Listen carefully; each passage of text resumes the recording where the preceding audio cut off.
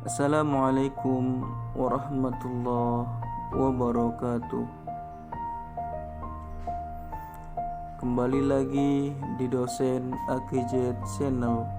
Jangan lupa subscribe dan like video ini.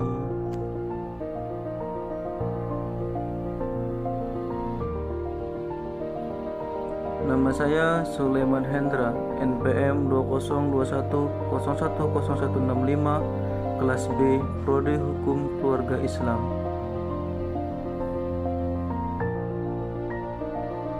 Di sini kita akan membahas mengenai pewarisan mafqud. Al-mafqud adalah orang yang hilang. Dalam ilmu faraid, orang yang hilang adalah orang yang terputus kabarnya, kemudian tidak diketahui keadaannya, tidak diketahui apakah dia masih hidup atau dia sudah meninggal dunia.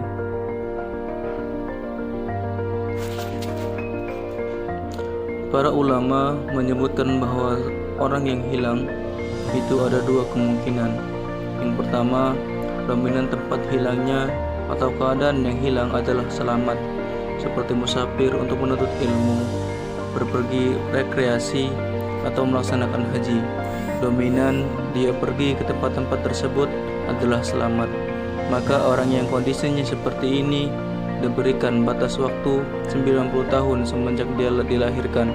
Misalnya, seorang menghilang umur 70 tahun, maka ketika dia hilang di tempat dominan selamat, maka masa tunggunya sisa 20 tahun lagi. Yang kedua, menghilang pada tempat yang dominan tidak selamat atau kemungkinan kecil dia hidup.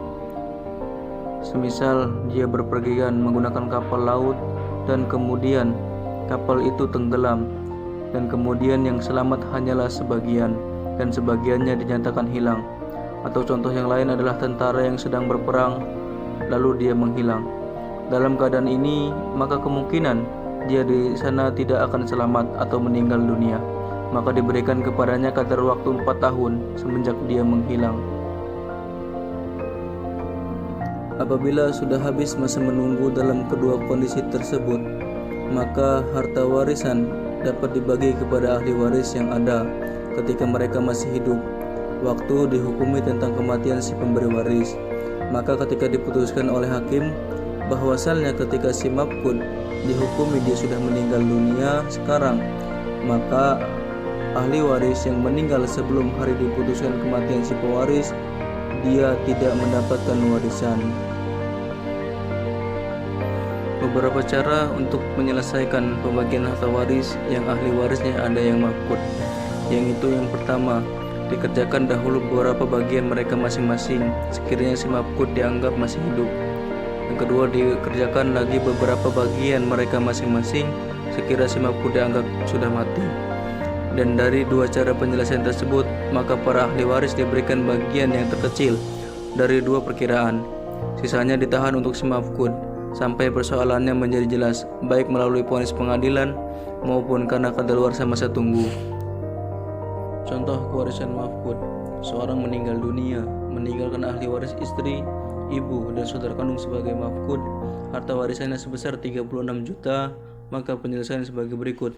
Yang pertama, bila si mafqud dianggap masih hidup, maka ahli waris istri mendapatkan seperempat bagian, dan ibu mendapatkan sepertiga bagian, dan saudara kandung mendapatkan as-sobah atau sisa.